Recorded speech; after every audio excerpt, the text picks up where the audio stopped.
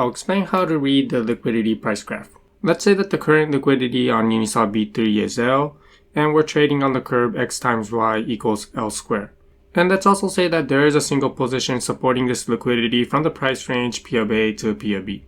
Let's map this position in orange onto a liquidity price graph. First of all, as a review, P is equal to 1.0001 raised to the power of T. And to get back T, you would do log of 1.0001 to the P, and you will get back T, the tick. From P of A, P of B, and the current price P, we convert it to ticks using this equation, and we map it horizontally. T of A being the tick for the lower price range P of A, the current tick T for the current price P, and T of B for the upper price range P of B. And then we'll use the vertical axis to represent liquidity. If liquidity is high, then this L will be high, and if liquidity is low, then this vertical line will be low as well. We'll say that token 0 is X and token 1 is equal to Y. To the left of the current tick T, all of the tokens will be in token 1, in Y. To the right of the current tick T, all of the tokens will be in token 0, in X. Liquidity is Y for left of T, and liquidity is X for the right of T. Let's see why this is. First, I'll explain why liquidity is in token 1 and Y for left of the current tick T. Here's the graph of the curve X times Y equals L squared, and the thing to remember here is that when the current price is equal to P of B, then liquidity is fully in token 1. Let's say that the current price P started over here and then the price increased all the way up to P of B.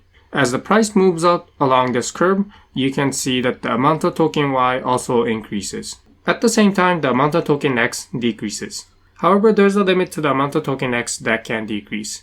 At some point, the amount of token X will be equal to 0, and at this point, the price P will be equal to P of B. Let's see what this situation will look like on the liquidity price graph. Here we have our graph of the ticks. We have T of A, and then the current tick T is equal to T of B. T of B is the tick for the price range P of B. The current tick will be here.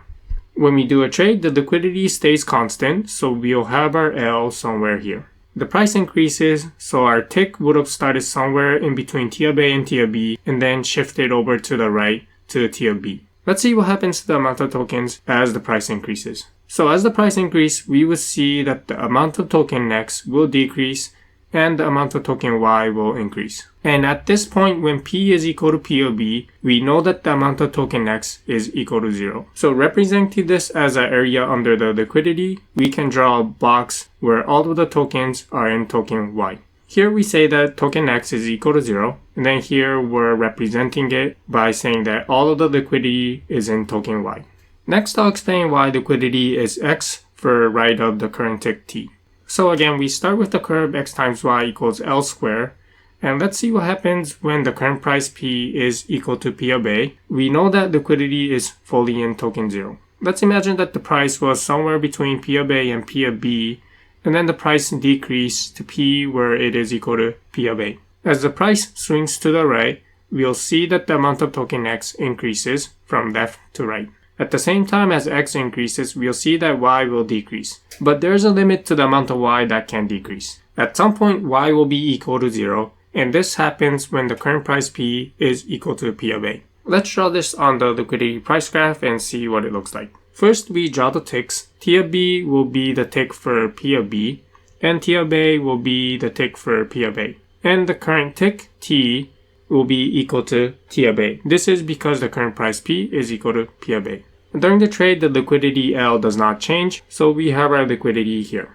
And here we're imagining the case when the price decreases. The price would have been somewhere between T of A and T of B, and as it decreased, it moved over to the left. As the price decreased, we observed here that the amount of token X increases and the amount of token Y decreases. When the current price P is equal to P of A, the amount of token Y is equal to 0. On the liquidity price graph, we can represent that the amount of token Y is equal to 0 by saying that all of this liquidity is in token X. To summarize, when the current price is equal to P of B, then the liquidity is fully in token Y. When the current price P is equal to P of A, then the liquidity is fully in token X. Combining these two observations together, we know that liquidity is in Y for the left of current tick T and liquidity is X for the right of T, we get this graph. To the left of the current tick T, we have token Y, and to the right of the current tick T, we have token X.